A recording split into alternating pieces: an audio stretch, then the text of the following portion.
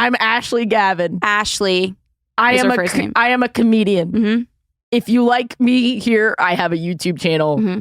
and I've got a special coming out. And it's out, actually. Yeah. And I am Ashley Gavin.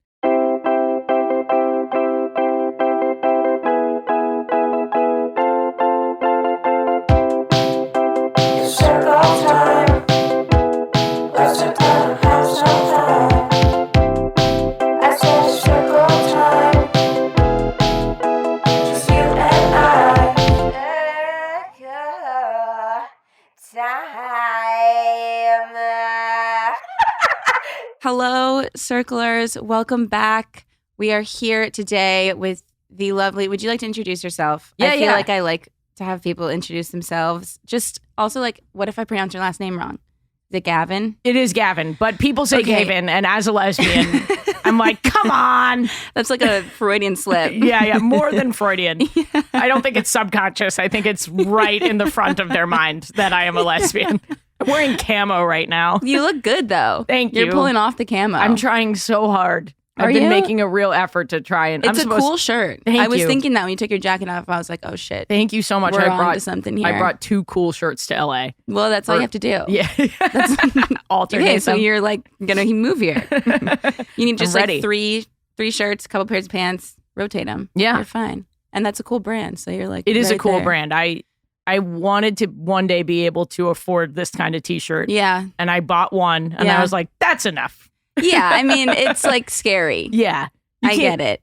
And they're nice. You actually, That's I was good. like, It looks nice. it looks doesn't- thick. it is thick. It doesn't, I was going to say, it didn't wrinkle like the rest of my shirts in my bag. So Yeah, it was worth it. Paying the big bucks for wrinkle-free t-shirts. It's not even that expensive. Like it is for a t-shirt, right. but I don't want people thinking it's like a $300 t-shirt. It's not. It is not. But also, like, I feel like I still have like teacher brain. Like, I still think that I have like $4. I'm still making like $13 an hour. Right, so and then I'll you be have to like, set aside a third of it for school supplies for your right, kids. for my class, and then gas, and then like Right. everything. I'm like, oh, I don't leave my house anymore, and I'm not a teacher anymore, so I don't need to be thinking like that. But I think it's used to probably be a good thing. teacher. Did you know Really? that? Yeah, I taught computer science. I was not a teacher like you were a teacher. I don't even think it's fair for me to say that. I mean, I wouldn't get offended. But do you know the organization Girls Who Code? Yeah, So I wrote their whole curriculum. really. Yeah, back in like 2012. And then I taught their first immersive summer program. And then I trained all the teachers. And Wait, that's so cool. yeah. So you're a girl who codes. I was. And then I You code. have to code. I taught people Well, how I to know, code. but I taught people how to read, and I can barely. do that. Just kidding. I'm a pretty good reader, I guess. That's amazing. Thanks. Anyway, wait, you coded? Yeah. I used to work at MIT. I used to work at What? a research lab there. Yeah. Wow. And then I was like, what can I do that's less meaningful?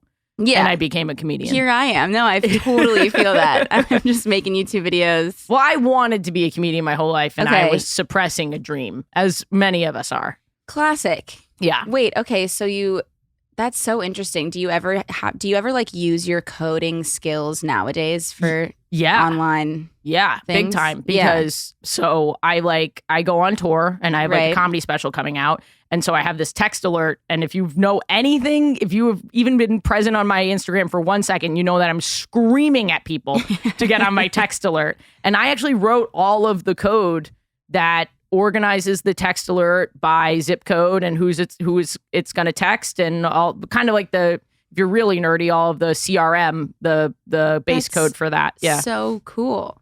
It works. Wow. I mean, it has some bugs, but whatever. What doesn't? Yeah. What doesn't? Wow. Okay. So you were a coder. Yeah. I would actually really like to know what your time on the cruise ships were like. Everyone loves this. Yes. I'm really intrigued. This is the number one thing. So I was Carnival Cruise Line's first openly gay performer. That's huge. Yeah. I mean, is it huge? Did they market that like that? No, they didn't. They did not market it at all. Okay. They actually did the reverse. They were like, "How could we not market this?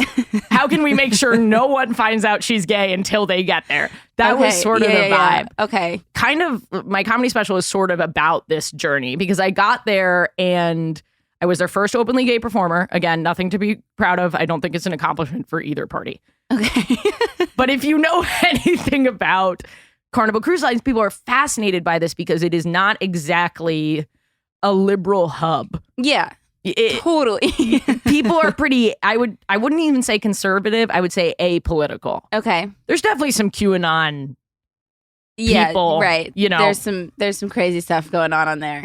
Out in the sea, if you will. International law. Yeah. Nothing, anything goes. Anything goes. And there's some Q people there, like, but this is the part that was interesting. Everyone's like, did people like you? Like, what was that like? The first 3 shows were truly the worst, most homophobic experiences of my life. Really? They put me out of Galveston, Texas. So what happens? This is the cruise life, baby. Okay. So when you are a Carnival cruise comedian, you're only on the boat for like 10 days max, and they keep flying you to different ports. Oh, you don't get to like enjoy the boating experience the whole time? The people that are there longer term, the long contracts are like 8 months. So on the boat. Yeah. Okay. So I don't want to do that. Okay. That makes sense. And it was nice because it was like a day job. I would go for 10 days.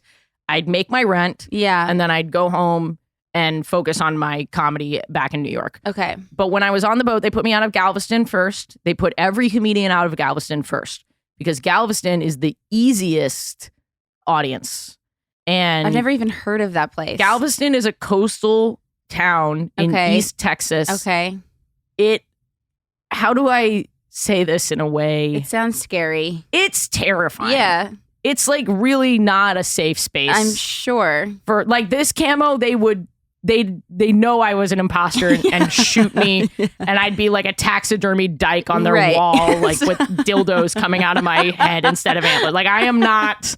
They'd see the wrinkle free and they'd know. They'd be like, "What's going on? Hang on a second." Yeah. Okay. So they put me out of there, and I begged. I was like, because I was originally supposed to go out of Charleston. Then they realized it was my first time.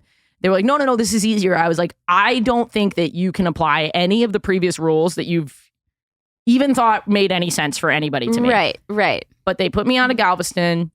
I did my first show. All of my shows were X-rated, even though the other ones were R-rated, even when I wasn't cursing that much because I was gay. Okay. Which sounds wrong. I was going to say there's something. Hang on a sec. It's fucked up, but it was a protection mechanism that they did, that if anyone left that show being like, why the fuck was that gay lady there? Okay. The crews could be like, you went to an X-rated show. Got it. What goes, goes. Okay. So that was sort of a protection mechanism. And I know. It's nuts. Having a hard time wrapping my head around this whole thing. Well, what you really need to do is picture the buffet. And then you get a good idea of why they're trying to do this way. Okay. So I did it. I got on stage. I said, I did my opening joke. I said I was gay. And because I like to get it out of the way. Yeah. And then a third of the room stood up and walked out. Shut the fuck up. And I will never forget that feeling. That's insane. Yeah. I hadn't even started. Like, just got up, walked out. The next morning, I was getting breakfast, and this guy came up to me. I ended up having breakfast with him, but he came up to me. He was like, I stayed for your show because I didn't want to be disrespectful. And I was like, well, it feels like you're about to be disrespectful right now. You just stop right there. Yeah. Like, maybe let's end this conversation. And he was like, I just want to let you know your abomination, or your lifestyle is an abomination. And like, I hope you find God, basically. Okay. I had breakfast with him for like an hour. Okay. I did the whole thing. I was so kind. That's really, really kind of you. Yeah. I mean, look at me, right? You can hear the way I talk. I would like to verbally eviscerate this man. Right. People who've seen my TikToks, maybe you guys have seen my TikTok. Yeah. I rip people an asshole. Yeah. I was just As like, you should. I'm a role model right now. I'm going to teach this guy something. Okay. We get an hour into we're talking about gay penguins. I was like, what about the gay penguins? Yeah. You know, like I'm trying to get at his You're like, level. hit it. Yeah. And hit then, it where it hurts. Straight people love their penguins. Yes. Yeah. We do. You're straight, right? Yeah. We do love penguins. It's kind of core to the straight experience. To love penguins? Yeah. I mean, obviously. Yes. Every straight person loves penguins, so I get it. So I was telling him, what about the penguins? And he said to me, don't talk about our penguins. keep penguin out of your fucking mouth. Names out of your fucking mouth. No, okay, keep going. What are they called? What about the Emperor penguin, I have king no penguins, idea. any kind of penguin. You shut the Have you ever fuck seen up. Atypical? No, I haven't. Oh, he is obsessed with penguins in the show. Anywho. Is he straight? Yeah. There you go. That's crazy. What? Whoa, we're on to something Straight here. people love penguins. We do. So and then he said back to me, "You believe that garbage?" Like the way I think he's in a QAnon cult, he thinks I'm in a gay penguin cult. We're totally, you know what I mean? Yeah. Like we can't speak the same language. Right. And finally, at the end of the conversation, he said, "You have beautiful eyes, by the way." Oh, okay. I thought you were saying he said No. I was like, oh, that's I just kinda sweet keep of looking him. over at you, and I'm like, it doesn't necessarily translate in like the thumbnails and stuff like that. I'm like, oh my God, she has like piercing, stunning blue eyes. Do people say this to you all of a sudden, I hate penguins even more. I'm becoming gayer and gayer by the second. People mention it every once in a while. All right, okay. Yeah. Anyway. Thank you. I thought he said that to you. No, he did not. I thought he started to fall in love with you. No. Okay. And Thank you. I'm with him and I'm straight now. No, what he said was my brother, who's, I think he said 59. He said, my 59-year-old brother came out to me recently. And it was the most horrible thing that's ever happened to me. And you have to remember, these guys are like from rural Alabama. Like they're from the middle of nowhere. Where was this cruise going? I'm confused. Mexico. Because like all these places you're naming, there's like no, like I didn't think, well, I guess there's like water, but I just wouldn't think that people were cruising around Texas. They leave Texas. They leave from Texas to and Mexico? then they hit Oh, like, that makes sense. they'll go to the Bahamas. Well, that wouldn't go to the Bahamas. That would go, I know way too much about cruising like itinerary now, but that would go to like East Mexico. Okay, like yeah. Cancun, that That kind of that thing. totally makes sense. Yeah. Okay. So anyway, and everybody sorry. drives to Galveston. So you have people coming from all over. It's making sense. I'm getting it. Galveston is primarily like the middle of Texas. Yes. East Texas. Got it. So he says that to me and I was like, oh, that's what this is about. Yeah. I'm the only other gay person that this guy has ever met Right. in reality. Right. And spent any time with. And his brother is gay. And that's the worst thing that's ever happened to him. Not even thinking about his brother. Yeah. And I just said at the end of the conversation, I was like, your brother just wants you to love him. It's pretty easy. Yeah. And he was like, I know. And that was like the end of the conversation. I have no idea what impact our conversation made on his life. But it made a bigger impact than you'd think. But it was so wild. That's crazy. To be a lot of people's. Yeah. You know, Ellen is probably one of the first gay people they'd ever seen in media. And I was probably one of the first gay live performers that a lot of these people had ever seen. That's wild. Yeah. The cruise taught me that we are in a way bigger bubble than we even have any idea. Yeah. And it's made me really empathetic to people. Because after those first few performances, sorry if I'm like dominating this. Oh my God. That's the point. Okay, cool. Yeah. Dominate this Okay. pod. Okay. But those first few performances, I tried so hard to change my set, to try and accommodate what was happening around me. And by the fourth performance, I was like, just fuck off. I don't care. I'm going to do the set I want to do. Right. And that was transformative as a comedian because I didn't change my material, but all of a sudden fewer people were leaving. And I think just through a vibe of me being like, this is who I am. I do not care what you think of me. Right. It somehow was, I think the authenticity of it was sort of magnetic and people just ended up kind of staying. Yeah.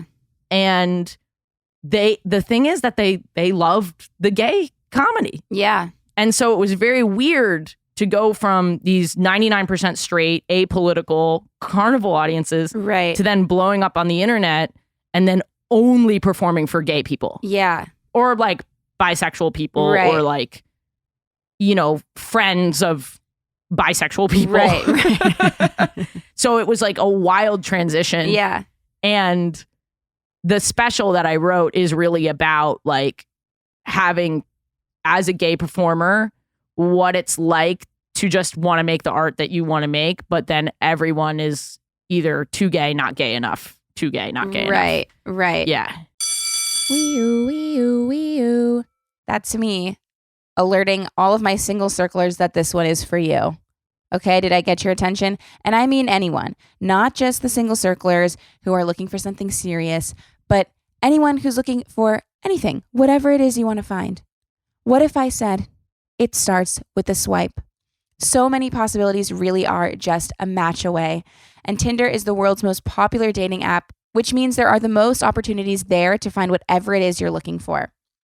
And success on Tinder can really mean whatever it is you want it to. So many of my friends that I know that are on other dating apps struggle because they're looking for one specific thing and then they match with someone and that person is looking for something completely different. And it's really frustrating. But Tinder really does make it easy and fun and also straightforward. So you can say what you're looking for and you can make sure the people you're talking to are in the same boat as you, which is just so easy and so important. Tinder just released relationship goals, a new status for your profile that shows others what types of connections you are looking for. Relationship goals is just one of many features that Tinder has released to make sure you're comfy on the app. And like I said, I know so many people on dating apps, and a lot of times you think someone wants the same thing as you, and it turns out after you've already met them and hung out with them that they don't. But with this, it's so easy because you know you're getting exactly what you want. And they have more safety features than any other dating app, which is also very important. On Tinder, it starts with a swipe. Download Tinder today and explore all of the possibilities for yourself. Okay, so I've mentioned this, but I am very much on my makeup journey right now. I've just been so into like looking for new products and trying new things and really, seeing what's out there. And I've also been trying to find stuff that is cruelty-free and made with clean ingredients and all of that.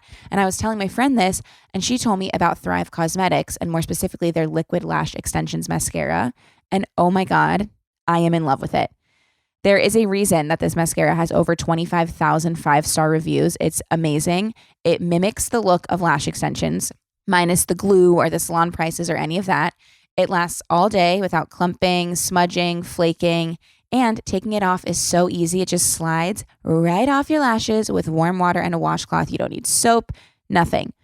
Plus, there are nourishing ingredients in it that support longer, stronger, and healthier looking lashes over time. And like I said before, it is 100% vegan and cruelty-free and made with clean, skin-loving ingredients.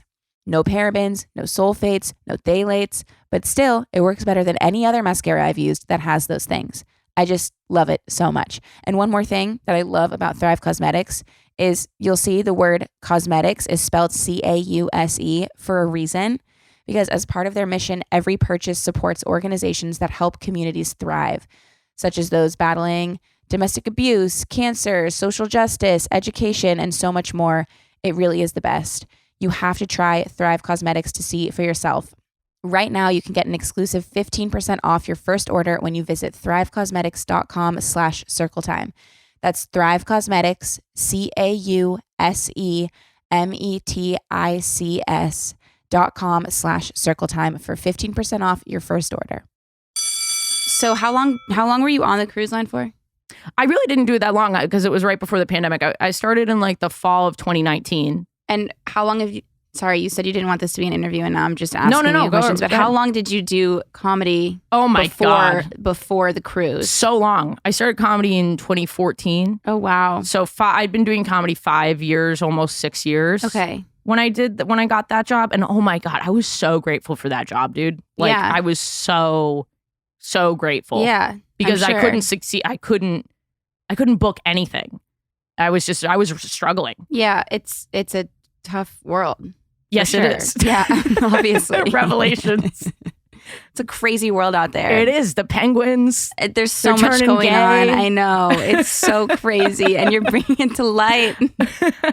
Well, I'm a truth teller. What can I say? Oh my God. Okay. So then now, how long have you been writing the special? Or how long did it take you to write the special? Well, it's like 9 years of... But of your material? Like, how does it come together? I mean, I'm not like a comedian, obviously. Yeah. I think it's different at different points in your career. I think your first special is always, it can be the best. Yeah. Because depending on how long it took you to get there, and for me, it took a really long time. It's a collection of your best jokes from throughout entire everything. Leading up to that point. For other people, they've already put out a special. They've got 1 year, 2 years, so kind of throw together the next one. Sometimes that can be a week kind of special. But for this one, I love writing like a theme. I don't like just putting random jokes together. These are my best jokes. I wanted it to mean something. Yeah. And that was really tricky to figure out like what I even wanted it to be. But the story of the cruise is so interesting to people. Yeah. That it sort of follows that through line of being like, it kind of talks about the emotional pressure of looking at an audience and being like, are they going to get up and walk away when they find out that I'm gay? Yeah. Because there's this thing in comedy, Ellen DeGeneres, she never even once mentioned that she was gay. And then when she finally did, her sitcom got canceled. Okay. So it was like, her whole career, she had to hide it and kind of earn the trust. And many gay comedians, Wanda Sykes, many gay comedians, that's how they did it. Yeah. They were in the closet. Yeah. Fortune Famester works clean, which I think is really interesting. Yeah. So she's out, but like it's very clean. Yeah. Very family friendly. Right. And I'm sort of saying like, when do I get to be like a male comedian and just say whatever I want, do whatever I want, be as sexual or not sexual as I want without the audience worrying about what it means for them. Yeah. Yeah. So that's kind of what the special, and I picked all the jokes to reflect, like, to kind of subvert the expectation. Like I picked a lot of not gay material. Yeah. But then the last joke is like the gayest thing you've ever heard. Okay. So and it's very funny. It's about a double and a dildo. So it's worth waiting. I'm intrigued. Now we're talking. Where is she said she was gay and she's a comedian. Where is the double and yeah, come on. Geez. Shut up. How long have we been recording? Yeah. Okay. So that's sort of what it was about. It was about choosing jokes that I was like, I was trying to make everybody angry, I think, when I wrote it. Just like, fuck your expectation. This is, right. Yeah. That's exciting. Yeah, it is exciting. I'm really excited about it. I mean, I hope, I'm putting it on YouTube, so we'll see what the algorithm does. I think the algorithm will be in your favor because I am putting that out there into the world. When you see if you're sitting cross-legged on your like little perch over there, the algorithm is in your favor. I don't know how to sit like a normal human being when I'm doing this podcast. Are you sure you're not even a little gay? That's what they say about gay people. That we don't know, that we that we do not know how to sit. And you're gay now. Wow. I fucking hate penguins, by the way. Wait, what do they say about gay people? That they sit cross-legged? It's a thing that I'm trying to figure out what they say, though. I actually don't know. It's from the internet, but whenever I'm sitting weird, do you know you're gay, right? Yeah, I am. What is it? That's so rude. I just walk into a studio. I'm like, you're fucking gay, right? But you know what I'm talking about? They say that we sit weird. Yeah. Oh my God. It's just from the internet. You're actually seated quite normally. Okay. Well, I mean, I'd be happy. I'd be happy to venture into it. It would uproot your entire life. You don't have to pretend to. It's not a homophobic thing. It would be very disruptive to your life. My life? To learn that you were gay.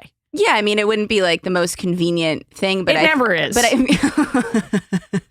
there's never a time where you're like, oh, thank God I was dating a woman. I'm so glad to learn that I am actually gay. But like at least you like figure out what you like. Yes, that's true. So then it's like probably better. Yes. So, Yeah, coming out. Again, revelations. Oh my God, this is a crazy episode. Is it? I'm having a great time. It feels really funny. It is really funny. Was it hard for you to leave teaching? Yeah. Yeah. Did people ask you that? I'm sorry. No, I just did. No, I mean, it was like all I ever wanted to do really was teach. Because for me to switch from teaching to comedy, I felt so much like, you piece of shit. I think that also had a lot to do with it. Like I was kind of like embarrassed. Like it was like, I don't want to help these kids anymore. Yeah, I kind of really just want to hard. like go on YouTube and make videos. Well, you are helping people in a different way. I've learned that now because like at first I was like, I'm not doing anything good anymore. I'm just like being self-centered. I'm just being like narcissistic. That's what prevented me from doing comedy for so many years. Yeah, was I didn't want to perceive myself as a narcissist. Same. And now that I'm out as a narcissist. Now that I'm so much happier. I'm staring at myself in cameras all the time, smiling. No, I just felt like it was like embarrassing almost, like to just be like, because I was always so proud to be like, I'm a preschool teacher. Yeah, you're like so it is sweet, like the best, cutest job on the planet. Yeah, and I always felt like such like so cute being like, I'm just like a preschool teacher and I just like love kids. You always did it just like that. Yeah, I'm just like a preschool don't worry about me. I'm just a preschool teacher. It's okay. But like, and then all of a sudden I was like, I'm a YouTuber now, and like I make ads on Instagram, and all of a sudden it was just like so weird, and it's been such a struggle to be like, because like I like the people who I'm like people still follow me that I went to college with on Instagram and stuff, and so I'm like posting like the farmer's dog ad on Instagram, and like all of a sudden like I'm like, this fucking guy that was in a fraternity in college is going to be like, what is this bitch doing? Like, why is, and then it's like, why does it even fucking matter? But like, it's so weird to be like, she was once this like sweet preschool teacher. Now she's like a YouTuber. But like, then I think about it and I'm like, it's not like I'm making, like the content that I'm making is like pretty normal stuff. So it's like, it's not like I'm, if anything, I'm like more myself now. Yes. Like embracing who I am totally now. I had a huge glow up after I did like moved into comedy. Yeah. Because it was just like I was finally in my full. Can you tell that I listened to your last episode before I came and did this one? No. Oh, your I don't know when you taped it, but your last episode was like so on point with so many things in my life. It was with that writer. With Tara. Yeah. So good. Yeah. So good. But like, yeah, like allowing yourself to just like go for something. Totally. It resonates in the rest of your body. I agree. But it's like, it's hard to get to that point too. Like a lot of people don't ever get to that point. I think most people don't. I agree. I think now it's more common because people are so much more open to talking about like being vulnerable and talking about like failing and figuring out who they are and stuff. It's not so like taboo anymore to talk about like. It's true. Being upset or feeling scared or imposter syndrome or anything like that. And I think because of the internet as well. I agree with that. You get to watch someone go from nothing. Yeah. I mean, and the relationship that I have with a few of the people who've like found my TikTok super early and stuff like that, like that when they say, normally parasocial relationships kind of freak the shit out of me. Yeah, if I'm me gonna too. be totally honest. Me too. But there's a handful of people that when they message you and they're like, I'm really proud of like everything you've done. Like you just want to cry because like in a weird way, they've seen it in an incredibly intimate way that some of your friends haven't even seen it. Yeah. Because they've been consuming the content every day. For sure. For 3 years. Yeah, exactly. From day one. Exactly. And like, it's funny because I'm never going to like make my friends watch my videos. No, like never. That's narcissism. Yeah. I could never imagine like every time one of my friends is like, oh, I watched your video. I'm like, it's okay. You don't have to tell me that. Yeah. I do not want to know that it's so embarrassing. Don't tell me that actually. But like there's like people who have been watching you from your first video and it's like, it's normal for them to watch it. So then when they're like, hey, I've been watching you from the start. This is so cool. It's like, damn. Oh yeah. And you just hit 1 million. Yeah, and I think I've gotten a lot of messages like that in the last like few days, and it's been like, you don't think about it sometimes. Like they're just like names sometimes, you know. And then when you actually get to connect with someone, and you're like, wow, you've been watching me from the start. It's like really amazing. Yeah, it's very cool. It's very cool. It's weird because parasocial relationships are pretty unhealthy, but that type of real touch, like I like when people tell me when they listen to my podcast, like, oh, I listen to it while I'm walking my dog. Right. I don't need to know that you came out because of my podcast. No offense or anything. Like that is almost too heavy to me. Like I can't, because I get a lot of messages like that. Like, oh, I came out as trans because of your podcast or whatever it might be, which is super moving. But me, I'm like, no, you didn't. You came out because you needed to come out. Yeah. You are a strong person. Right. You found that within you. Right. Do you feel like a sort of pressure? Yeah. Yeah. Because I'm a comedian. Right. I started the podcast not because I wanted to help people come out of the closet. Right. I started it because I need attention and I wanted... And you're funny. Thank you. Yeah. And I wanted an agent and I did not have one. Yeah. there we have it. It was like a practical decision. Yeah. It was like a business decision. Yeah. And I literally sat down and looked at podcasts and I was like, there's so many sex positive podcasts in the straight female space. Yeah. None in the queer space. Yeah. And there's no like guys sitting down and talking comedy podcasts for women. Right. So I was like, or queer people. So I was like, what? I want to combine those two. Yeah. Totally surgical. Yeah. Technical. Right. Now it's its own thing. Now, yeah. But I like to know I made you laugh when you were walking your dog. Right. I like to know that I made your day a little better. Because that's all I'm trying to achieve. Yes. Yeah. And when it starts it's the pressure. when it starts to become like a heavier thing, then you feel like pressure to Right. Yeah. And you don't even really internalize why a podcast like that would help people, but you do know that it does. I guess that's true with your content as well. You know that you're helping people, maybe not in the high touch way that you would with a preschool classroom, but you're impacting people in a low touch way that matters. Right. It's not so like obvious. Yeah. It's just more like, I don't know, if you can just be like a normal, happy person and you can show people that it's okay to be like. Yes, you're kind of a role model. Yeah. I guess. thought you were targeting that to the audience. If you can just be a normal, happy person, you fucking idiot. Watch my videos and just you'll like be normal for normal. once, guys. Okay. Thanks. God. Ugh, that suck. I'm just kidding. You know I would never say that about the circlers. Don't tell the circlers they suck. So every single one of you, at least I think, knows my dog Chili, or at least of him, because I am obsessed with him. And I have basically made it my sole purpose in life to make sure Chili is as healthy and happy and just amazing as he possibly can be. And a huge focus of how I do that is in what I feed him. Now, we know that eating processed food for every meal isn't healthy, right? And kibble is subject to multiple rounds of high heat processing, making it an ultra processed food. So dogs should try something fresh too. And that is where the farmer's dog comes in. Now, I just love the farmer's dog so much. We have been feeding Chili farmer's dog since he was a puppy. And he is truly so obsessed with it. And I'm just so happy that we found it. Because when he was a puppy, when we first got him, we tried feeding him kibble and he wanted absolutely nothing to do with it because he knew it wasn't good for him. But the second we switched to farmer's dog, he got so excited. And now still 3.5 years later, he scarfs it right down and he just loves it so much. Plus, it's way healthier for him. It's real, fresh, healthy food with whole meat and veggies, gently cooked in human-grade kitchens to preserve its nutritional value. It's so easy.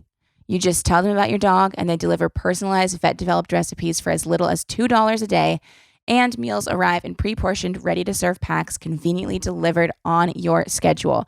It really is so convenient, so fresh. Dog people all across the country have ordered millions of meals from the farmer's dog.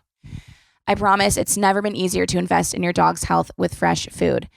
I know how important pets are, and I would never recommend anything for them that I didn't know for a fact was great. You have to try Farmer's Dog. Get 50% off your first box of fresh, healthy food at thefarmersdog.com/circle. Plus, you get free shipping. Just go to thefarmersdog.com/circle to get 50% off. That's thefarmersdog.com/circle. Go to thefarmersdog.com/circle to get 50% off your first box plus free shipping. Okay, my sweet circlers. If you have ever had unprotected sex, or you've forgotten your birth control, or you've had a condom broke, or you're not sure if that happened, first of all, you are not alone. That is very normal. And second, I am excited to talk about a new company that is giving emergency contraception a much needed rebrand. I feel like pretty much everyone has their own story, or they know someone who has had to take the morning after pill. And with that, just like always comes with this sort of shame or embarrassment when it absolutely should not. We've all been there. Well, Julie is aiming to be the emergency contraception company for the next generation, one of learning and acceptance, not stigma and shame. When it comes to complex and stressful choices around your health, Julie believes women deserve products that are easy in every way. Easy to find, easy to take, easy to relate to, and easy to understand. Julie stops your body from releasing an egg using the same active ingredient as Plan B or other morning after pills. Essentially, what happens is Julie works by preventing or delaying your ovulation. So with no egg, there's no fertilization and therefore no pregnancy. By the way, it is no risk to future fertility. Julie just launched at CVS, but you can also find Julie at Target and Walmart stores across the U.S. You can also order it online to have for the future, just in case. And it's legal in all 50 states, and you don't need an ID, prescription, or credit card to get it. And Julie is not just a morning after pill. It's a morning after pill brand that's working to increase access to emergency contraception for women across the country.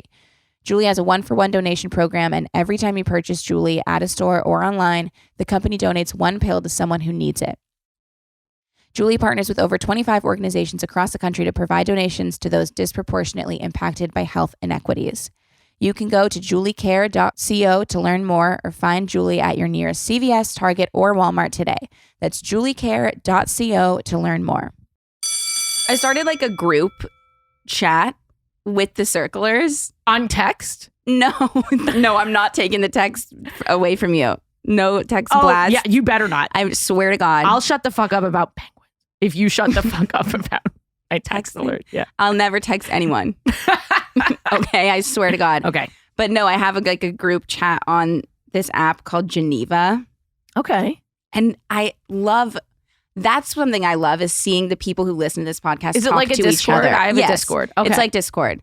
But it's Is it a rebranding for people who don't want to go to Discord? Because I gotta say, really scares me. When I first started it scared the shit out of me.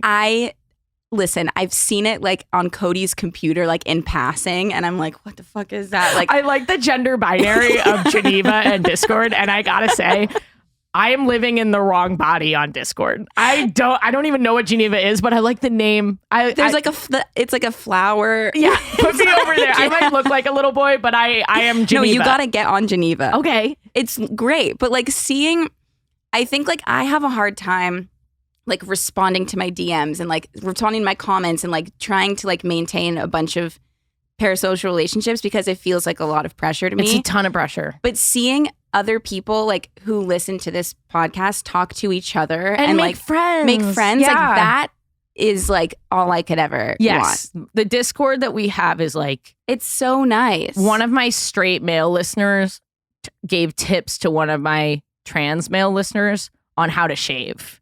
See, and I was like, that is so like beautiful. Yeah.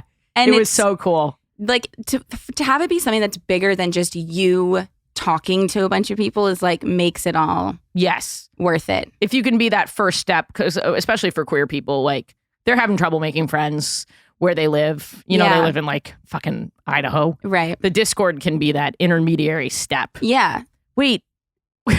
What kind of people are in Cody's Discord? I don't know. I am so removed from that. Like I'm like la la la la anytime. Terrifying. I've listened to like maybe like 30 seconds of one of his podcast episodes. Like I don't know what's happening in that world, and I am like, I think it's just better off that way. My girlfriend is now fully not listening to. It just gets like all of a sudden you're like you feel like you're like eavesdropping on him and his friends. Yeah, you know what I mean? Yeah. Like that's how I felt, and so I was like, I feel like I'm kind of being crazy right now. Like I'm gonna not listen to this, and he can have it. But then if he doesn't listen, I know he doesn't listen to Circle Time. But sometimes I'm like, oh, did you hear the recent episode? I know you didn't listen. Like I know you didn't fucking listen to my podcast, and I get all pissy. But does it actually bother you? No. Okay. But it's what would life be if I wasn't just making up things to be upset about? Yeah. You know? Yes. But no, if he actually listened, I'd be like, don't. Yeah, don't do that. Because what if I say something like, I don't listen to your podcast, and then you hear that? But this podcast feels like it has meaning. Does he have meaning on his ever? Yeah. Okay. I don't know. But like, I'm not going to say no. I didn't mean to be rude. I don't really care. Okay. But like, because like yes, he does. Like I have to, you know. Oh yeah. Apologies. Thank you. There's a lot of good penguin talk on there. Yeah. I'm sure. There's a lot of penguin chat on there. Straight penguin chat. Straight penguin chat. Yeah. Well, they could talk about the gay penguins. That's like our job as straight people is. I wish I. Sorry, that's just. Bring attention to the gay penguins. Yes, and I wish more people would. Yeah. Well, same, but I'm saying we should take on that role. Yeah. As you did. As allies. As a gay person talking about gay penguins. Yeah, I did the emotional labor. And we appreciate that. Yeah. I would have done it if I was there. Bridging the gap. No, I think you would. It's just like no one's ever going to go up to you. For sure. And be like, your life is an abomination and open the door to a very vulnerable conversation. I totally agree. That's the issue with allyship. Yeah. Is you're in your circle. No one's bringing it up. Right. Like it's not going to come up. When you're with a bunch of bros, no one's going to be like, this trans band shit in Kentucky is crazy. Right. Like no one is just not coming up. Yeah. Whereas, for us, it's like, oh God, it is so annoying to have to be thinking about it all the time. Yeah. And to be worried about it. I don't know how you feel about like the state of the world, but like I'm having a lot of trouble. I used to be like very active reading the news every day. I can't. I can't do it anymore. Yeah, I feel weirdly guilty about it. Yeah. Because I feel like I'm not being a good citizen. Right. And also, but I found myself like not knowing what to do with all of the information that I was getting. Like, I don't know. I feel like helpless a lot of the times. And so it's like, I don't even know what to do. And then I get even more freaked out. I'm a vegetarian because of climate change. Yeah. And now I'm even questioning that because I'm like, I know it's the right thing to do. Yeah. But no one cares. Like, I just feel like I feel like Greta Thunberg a little bit with my vegetarianism. And I feel bad for Greta Thunberg. She's incredible. Yeah. But like, bro, you're striking with 2 other kids out there. It's not working. Like I do, but like I do and think we need that her. We need the Greta Thunbergs of the world. We also need to like not be eating meat. Yeah. And so like if you can like make like you can only control like what you do. You know? But then the flip side of it is like, why the fuck am I doing any of this? I feel alone. Wow, I am a downer, dude. You're not a downer. I think I'm a downer. I'm not going to leave this thinking like, oof. God, she was a downer at all. You're like, you're speaking truth. But I'm a truth teller, like we said. What is your dream? When I talk to YouTubers, I'm always like, because I started YouTube purely as a comedian trying to get traction on my comedy. Okay. Like when I vlog, yeah, I'm not sitting down being like, this is it. Yeah. Well, I'm living the dream. I actually love vlogging. You do. You sit down and you're like, I'm living the dream. Yes, only because crazy. Well, not like because I don't think I've ever sat down and like took out my camera and be like, this is the fucking life. Here we go. Another day in dreamland. But like, I just think like I get to like live my life exactly how I get to do what I want to do during my day and film it. And somehow people like that. Like I don't have to like go do something crazy to get people to watch my video. I guess comedy. It's insane. It like doesn't make sense. I don't think it makes sense at all. And I don't really get why people like it, but they do. And I'm happy to do that. You just said something super interesting because it made me reflect on my whole life. You said, I don't have to do something crazy to get people to watch. And I was like, was that a shitty thing to say? No. I just realized that what I'm doing is crazy to get people to watch. I don't see stand-up comedy is inherently crazy. But see that to me, like I wouldn't be like, okay. Like what I more mean is like the YouTubers that'll be like, I just jumped off this building to get this many. Like that like version of YouTube to me is like, you need to relax. You need to relax. Like you going up and doing stand-up comedy, I'm not like, this bitch has got to relax. She's being so fucking crazy right now. Like you're doing like your job. The thing is, if you said that to any stand-up comedian, you'd be in the correct point of view. Like you're being crazy. Every stand-up comedian could use a person to be like, what are you doing, man? Really? We are not okay. We're not okay. But see, the thing is, like, I could never in a million years. You're very funny. I'm actually surprised to hear this. Thank you, but I could never stand up and like say jokes. My face would be bright red the entire fucking time. Like I'm sweating thinking about it. I can't I don't go on auditions. I could never act. I could never be a stand-up comedian. Like I could never do things like that. It's funny because YouTubers, there was a period of time where people were trying to get YouTubers, like Lily Singh had her NBC show. They were trying to, and then the internet was just like, no, we're just gonna make the internet the thing, which is great. Like I'm pro that. Well, what happened was because I remember like Cody was like going out on auditions and stuff, and then like all of a sudden they were like we don't want to work with these like YouTubers anymore because they all just suck. Like they're pretty bad. Yeah. If you watch them, and this is no shade to any of them because I watch their content on YouTube, but as soon as they switch mediums, you're like, yup. It's tough. Yeah, it's really hard to switch mediums. And also, like, I think a lot of like YouTubers and stuff, just with actors or with comedians, like you have a talent. You are talented. It's true. And a lot of times, like YouTubers, like fucking Jake Paul. I'm like scared he's gonna come kill me. I think we're all scared that Jake Paul just is like gonna in my brain was like, don't say it, don't say it, don't say it. But it's then like the Voldemort of YouTube. But like his videos were so fucking insane. And then like I'm terrified. His videos were amazing. I love his boxing. We just bleep his name throughout I'm the like episode. genuinely scared. But like Can we title this the Jake Paul episode? literally no. He tried to like fight Cody one time. What? He showed up somewhere and tried to find him because Cody made fun of him in one of his videos. And Cody's like the sweetest Canadian person ever and was like, hey man, what's up? Like that was just Canadians are good at YouTube. lighthearted. Yeah, they are. But like, okay, Jake Paul does not have a talent. Sorry, he's really good at boxing. I don't know what to say, but like he wasn't like how do I phrase this? Marsh, we're gonna have to do some editing in this episode. No, you're so fine. Why would Jake Paul care about this? No one. I think who are the Jake Paul apologists?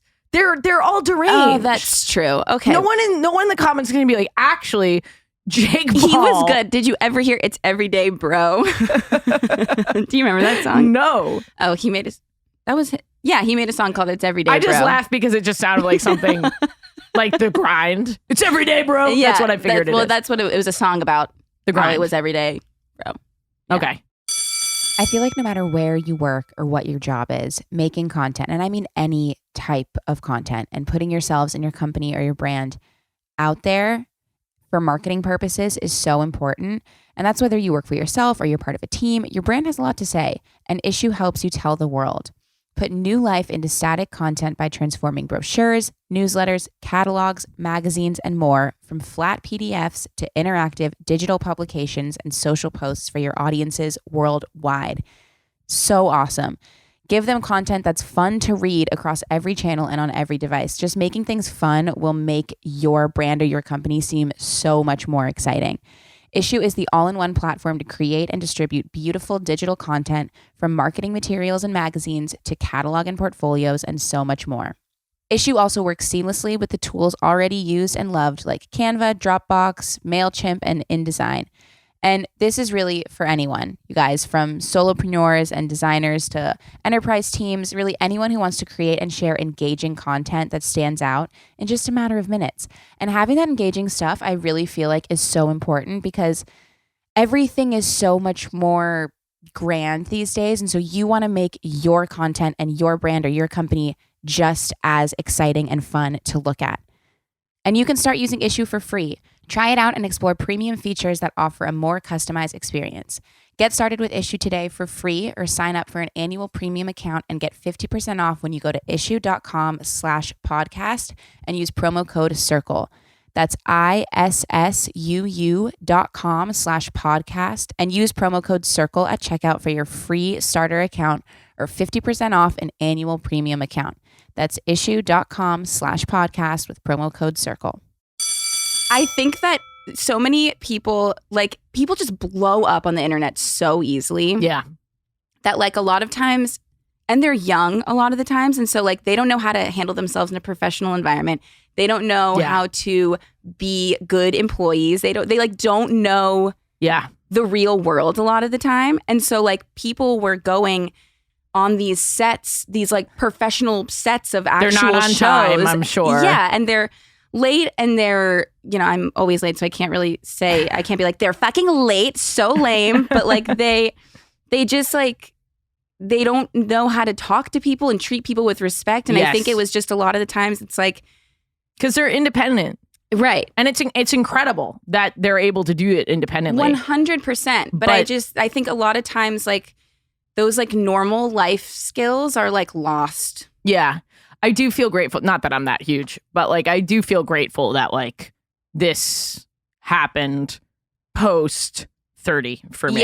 Yeah. Like to reevaluate, first of all, to do an emotional cleansing of my entire life.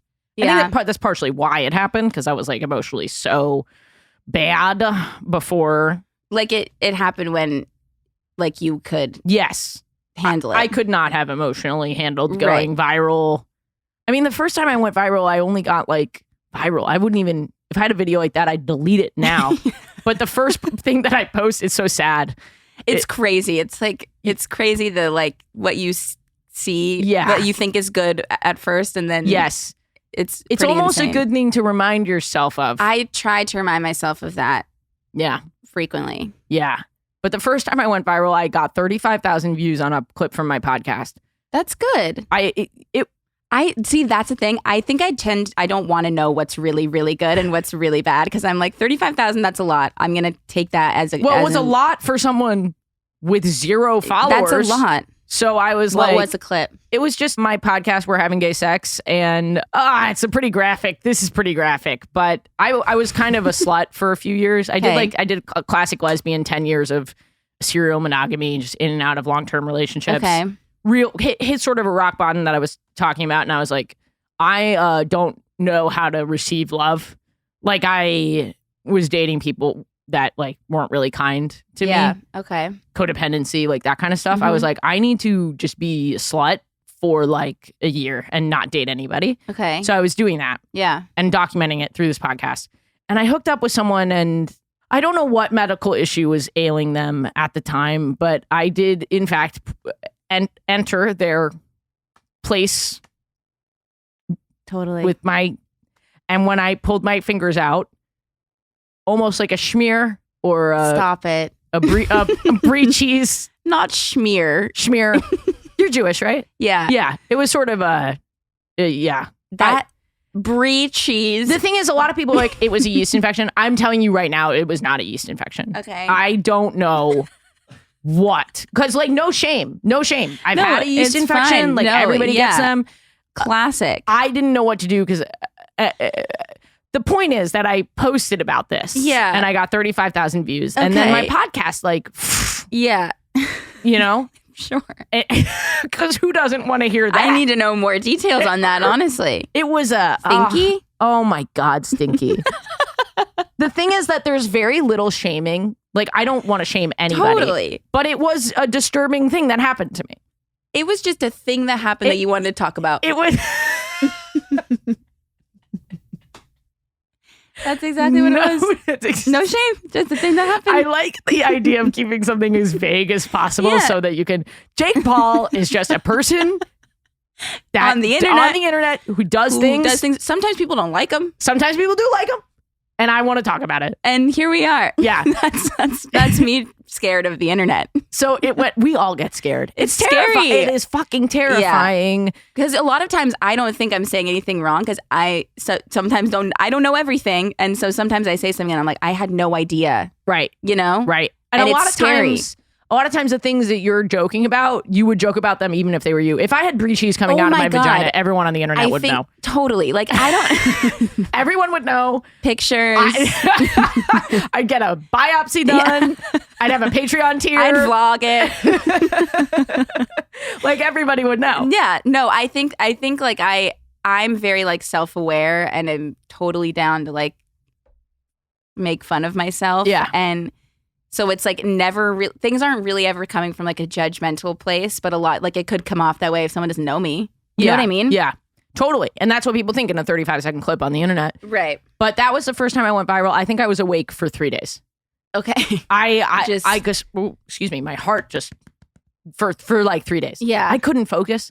And then I remember thinking, I have to do this for the rest of time. And now I do. And I'm so tired. Yeah. I'm so tired of the clipping. That's why this special really has to go viral, guys. Please watch the fucking special. It's out right now. Well, we got to figure out when this is airing. This is coming out later. Great. When does it come out? Right, April 23rd. This is weird, but I kind of love you. I love you too. I think you're so great. Really? I think you're a really good host.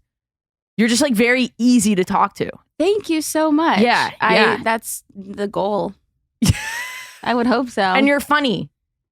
And there's sort of like I feel like you thought about that for a second. No. Okay. I'm trying to, there's like an effortlessness. There's just like you're sitting with a really good, I feel like you're a really good friend and I barely know you.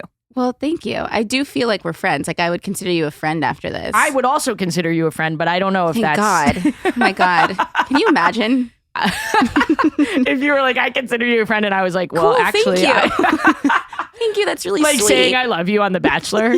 Thank you for sharing that with me. Are you a Bachelor fan? No. Fuck. I know. Are you a Vanderpump Rules fan? No. I think I'm going to get into it. I just got into it because of all the drama. Yeah. I did Nick Viall's podcast yesterday and he was like, you got to get into it. It's pretty amazing. I'm not going to lie. Here's the thing about that level of reality TV that freaks me out.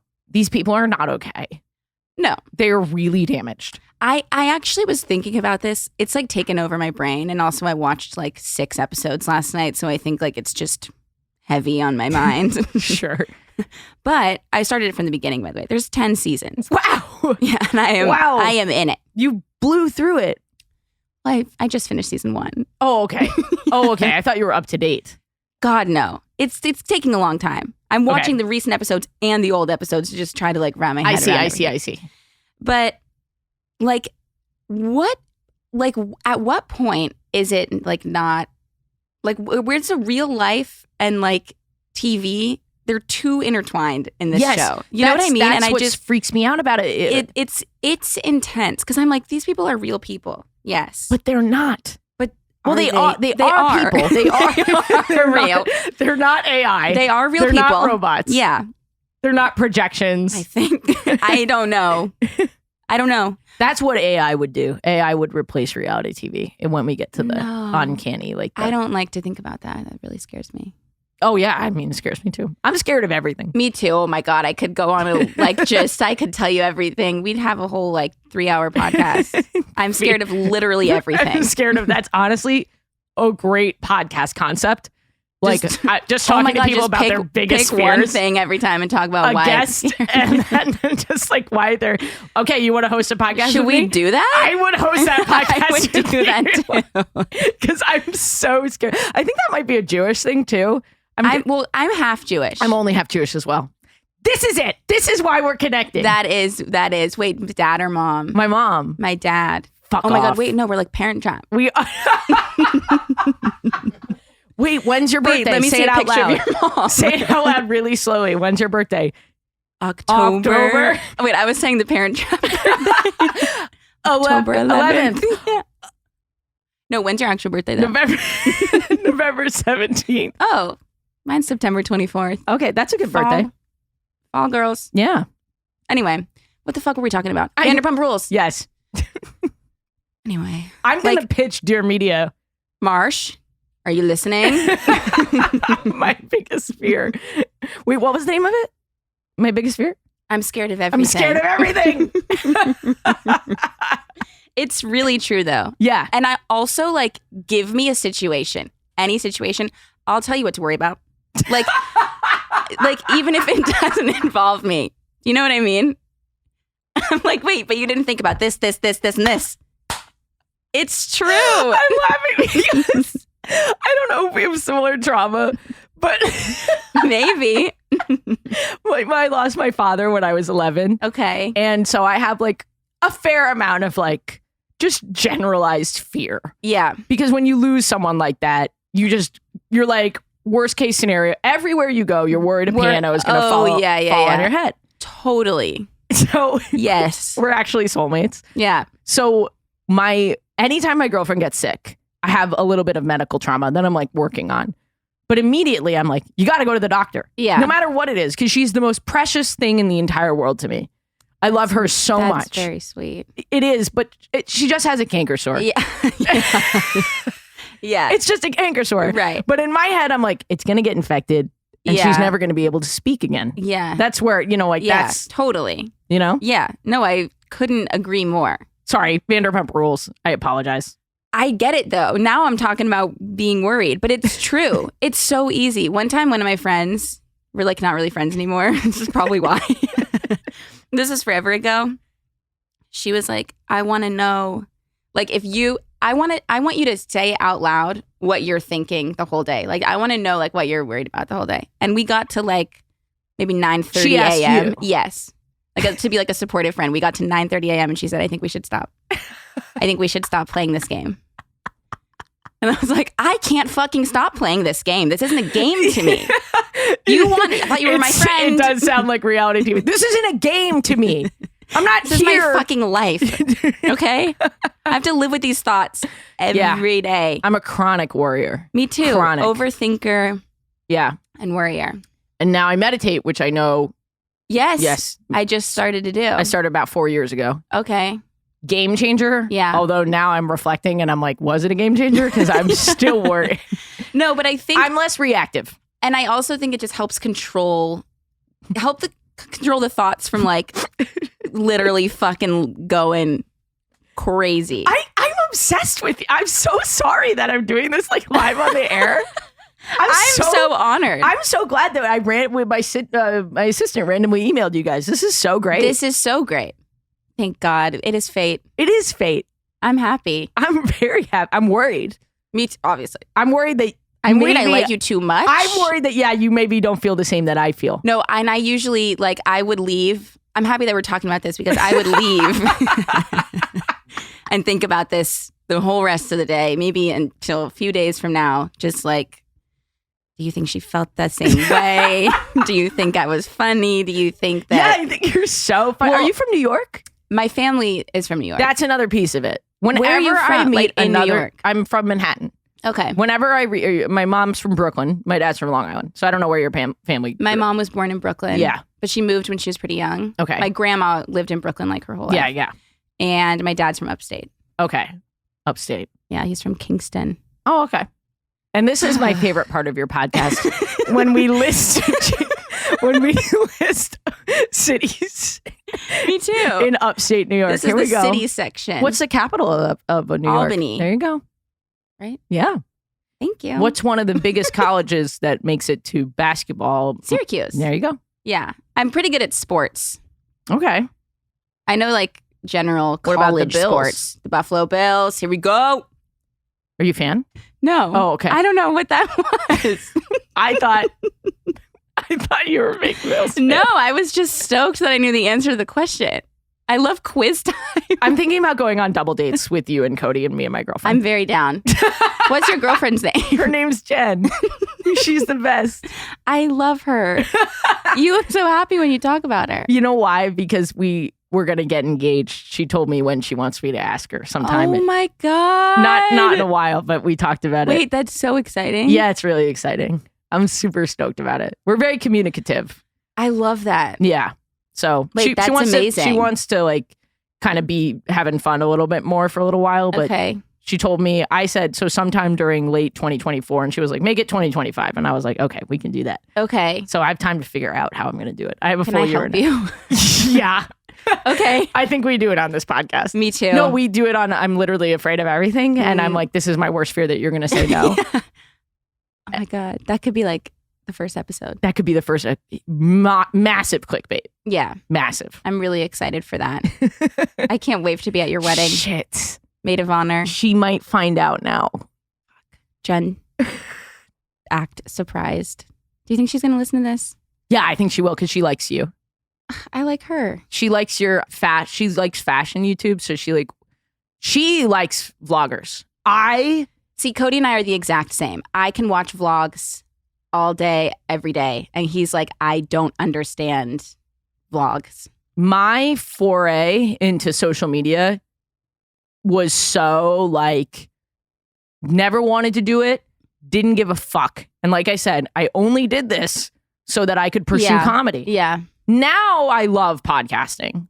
Now Right. that I genuinely love it. Yeah. And there are certain things about YouTube that I'm like, I'm happy to do this work. Yeah. But in terms of media that I consume, I'm a reality TV girly. Like that's Oh my God. Watch fucking Vanderpump. I know I have to. All But you do is sit and watch The Bachelor. I Isn't that like lame? I like okay. All right, this is Sorry. our first fight. Sorry, you're right. I don't know why I just went so hard. I've never even watched it. The thing about The Bachelor is that it's a classic. That's what I hear. Like people are like, if you watch enough of it, like you can't just not watch it. Yeah, It's wonderful. But I also like Love is Blind. I like Love Island. I love Love Island. I love any competitive love or cooking show. Oh my God. Wait, have you watched that show on Netflix? Which one? Oh, what is it? When they like bid on the food. No, I haven't seen that. Oh, Cody and I have been really into that lately. It's called, couldn't even tell you what it's called. No idea what it's called. Cooking for cash. Cash cooking. Maybe. I don't know, but it's kind of bad, but it's really good. Yeah. I like Iron Chef. Iron Chef, that's like a really I like celebrities. I think I've watched more Chopped than anyone on the planet. It's so good. How do they think of it? How do they think of it? All the stuff that they make. It's crazy, isn't it? But I'm such an armchair Chopped person. I'm like always like, why didn't you crumble the pretzels and make a brittle? Yeah. You fucking idiots. Yeah. I can't make a brittle. No. I don't even know how to I can't cook shit. No, that But is I'm like, so true. Use the immersion blender, make a foam. Right. Or that's me watching Great British Baking Show. Yeah. I'm like, are you fucking kidding me? That's what you're gonna do? And it's like I can't even make cereal. Like I am so Great British Baking Show calms me. Yeah. It calms me. Whereas Chopped really gets to the animal inside of my heart. Oh, I actually think you'd like this show that I'm talking about on Netflix that I don't know the name of. I'll look for it. I'll let you. I'll just Google. Well, I can text you. On Geneva or regular? Regular. What? Yeah, if you want, I can send it to you on text. Yes, I've never wanted anything more. Never wanted anything more in my time. Am I U-hauling with you right now? I feel like I'm U-hauling our friendship. Well, yeah, we are kind of U-hauling our friendship, but I'm fine with that. And we're going to be long distance because I live in New York. Right. When are you going back? Well, whenever you tell me to. Because I'm here tomorrow because I'm doing another podcast. Yes. I'm doing so many podcasts while I'm here. But I have to be home by Saturday at 8 p.m. because I'm going to see a Broadway show with Jen. What show? We're seeing Six. Oh my God. I am so excited for you. I've actually never seen it. I've never seen it either. But I love any Broadway show ever. Yeah. So we do too. I'm excited She's for an you. actor, and I was acting before I did stand-up comedy. So okay. We love theater.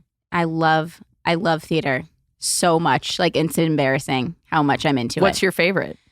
Are we ever going to talk about Vanderpump Rules, or is it gone? The podcast host in me is like, sorry. See, no, this podcast. We just do you have that skill go on though, tangents where you're like in the back of your mind, you're thinking about the 5 different things that we didn't address, and you're like, how do we get back? Because I will tell you, what I have been thinking about this whole time is that we actually never said your name. So I would like to kind of clear the air on that. Your first name, because we talked about your last name. So if you want to just. What's your name? You don't even know my name. I know your name. I just wanted you to do it in the first place. Okay, so insert this, Marshall. Please. Insert this. Say please to Marshall. I'm Ashley Gavin. Ashley. I am a comedian. Mm-hmm. If you like me here, I have a YouTube channel, Mm-hmm. and I've got a special coming out, and it's out actually. Yeah. And I am Ashley Gavin. And honestly, I think we keep this. I'm giving you the edit notes. Okay. I think we keep this as is, but we also do an insert in the beginning. And people are like, why was that so weird? And now they know. Let's do it. Can we do one journal question? What's a journal question? Well, I have these questions here that cute. I write down. Oh, very preschool teacher. Yeah, that's on pipe cleaners? Yes, that was the point. Do they have another name besides pipe cleaner? No, I don't think so. They're not big enough to clean a pipe. Are you sure? Maybe if they're longer, like if I didn't roll them. Do you mean like with like girth or like girth? Oh, a pipe. Yeah, a very small. Okay.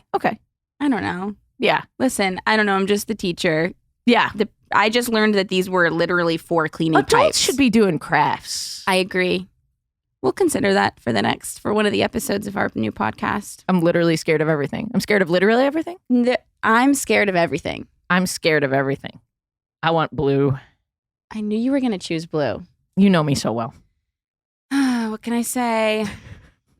I actually remember what this question is. And it's going to be really funny. Do you want me to pick a different one? No, but it's going to be really funny. Talk about a time you got in trouble for something. When were you scared? I was so scared. I was literally scared of everything. Okay. I have two. Okay. I got detention once in 8th grade. Okay. I got detention once. Yeah. I had a lisp when I was a kid. That's fine. So every now and then I lisp. That's good. I'm glad that I did it now because I talk about having the lisp, but then I'm not lisping. And it feels more organic if I actually lisp. Love that. Committed. Okay, so you got detention one time in 8th grade, 6th grade? 8th grade. Okay. The 6th graders were in the library with apparently a quite famous author, children's author, coming to speak with them. I believe he wrote Captain Underpants. Whoa. Yeah, I know. That's huge. I didn't know that. Okay. Me and my friends used to hang out in the library in the quiet rooms and we would be really loud. Yeah. So they kicked us out. And then I was like, why are they kicking us out? And Captain Underpants, I feel so bad about this. Captain Underpants guy was reading and taking questions. And then I raised my hand no, he wasn't taking questions. No one was asking any questions.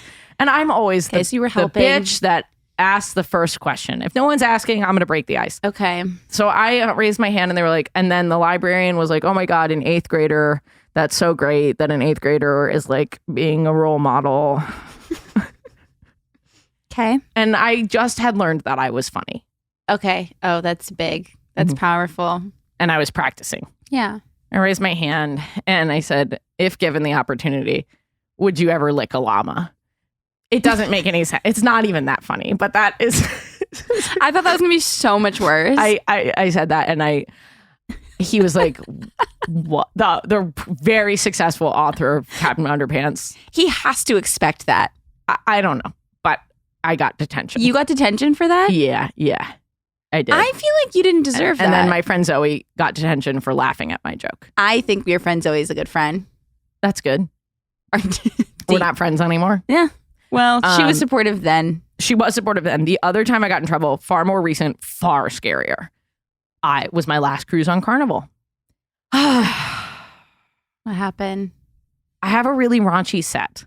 And I do a lot of crowd work. Yeah. If you see my TikToks, you know I do a lot of crowd work. Mm-hmm. This woman, I heard some fa from the side. And I was like, okay, these people aren't enjoying the show based on what I was hearing. Okay. And I'm used to that. On Carnival, I'm quite used to some older people being like, this lady's talking about her pussy. Yeah. You know what I mean? Like, and great, leave. I don't give a fuck. Right. You don't like comedy. You want something bland, whatever. So I was like, hey guys, like if you're not having a good time, feel free to leave. Like I said it, if you know me, I say it genuinely. Okay. Like I'm not going to be offended, especially on Carnival where they didn't pay. Right. Get the fuck out. Yeah. You didn't pay for this. Yeah. Leave. Totally. It's free. So she goes, oh no, the opposite. I'm actually having a very good time. And I said, sincerely? Because I was shocked. Okay. And she goes, I have all of this on tape. She goes, yeah. And I asked her a few questions. And I was like, I learned about her life. Not an easy life. Okay. Single mom of 4, taking care of a mother, I think, with Alzheimer's or dementia. Okay. Very difficult life. And then I have a joke kind of about how if you are a powerful person, you just want to get railed and be baby sometimes. Okay. Yeah. I apologize for the language. No, that would make sense. Yes. Yeah. So in that joke, I referred to her. Okay. And I was like, she needs to get railed so hard, she gets dementia. She needs to forget everything. She's taking care of everybody. You know what I'm saying? I start. This is I want to be clear, this is very common at a comedy show that someone would do this. Right. And they get a disclaimer before the show. If you are uncomfortable, this is an X-rated show. Leave. Yeah. You can leave at any time.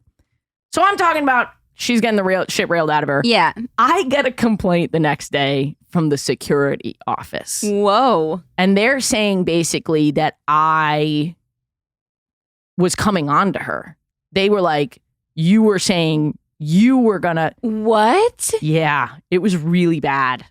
She wrote down things that I didn't say. She was like... What? Wait. She said I was gonna turn her gay in the complaint. Stop. Yeah. That's crazy. It was nuts. And then the security didn't want to say any of the words that I said to me. So they kept writing down the different curse words that I wrote on a piece of paper, sliding it across the table. And they were like, did you say this? And I picked up the paper. And I was like, pussy? Yeah, I say that about 9,000 times in my podcast. Yeah, I said pussy, dude. And then I just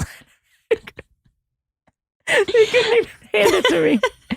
That's insane. I had to do interviews and like all this stuff. Like, and she complained? She complained. That's so fucking insane. Yeah. That's a really good joke. Oh, thank you. I appreciate it. That's so lame. Yeah. And it's really actually like a joke about women who are tired. Totally. Like she should have laughed. Yeah, I agree. She doesn't have to like it. I don't care. But Okay. the homophobia of it, of being this. That's the thing. To think that it was like. Yes. Yeah. Yeah. A comedian is being sexual, talking about sex and referring to me. Therefore, she's trying to have sex Right. with me. Right. Yeah.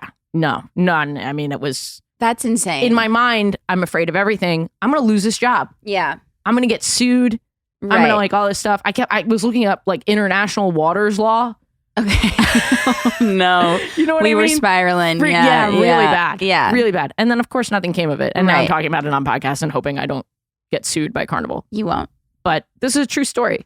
So, you know, and to Carnival's credit, they protected me as an artist. That's good. So, you know, it sounds homophobic, some of it, but everything they did, I think, was practical. Yeah. It was not principally correct, but on a practical level, they knew that there were homophobic people on the boat. And so they were going to find ways to keep me there as their only. Yeah. I'm not apologizing for it, but like, I do understand it because Right. like, as a gay performer, there are places that I don't feel safe. Yeah. Those same clientele, I wouldn't feel safe, but I felt safe because of what they did. Right. Yeah. That makes sense. Yeah. So that was a time I felt like Wow. Was that too real? No, that was amazing. Thank you. Yeah. Thanks for sharing. Yeah. Well, guys, that is the end of this episode. Sadly, I could have Very done sadly. this for so much I know, longer. it was really fun. It was very fun. Thank you, Ashley. I just Thank wanted you. to prove that I knew your name. Ashley Gavin. Ashley Gavin. I don't know what else to say, but you're amazing and I love you. And I'm glad that we're friends now. Yeah. And thank you for joining us in the circle. Thank you for having me. Bye, everyone. Circle time. Let's sit down and have some fun. I said circle time. Just you and I. Time. Please note that this episode may contain paid endorsements and advertisements for products and services. Individuals on the show may have a direct or indirect financial interest in products or services referred to in this episode.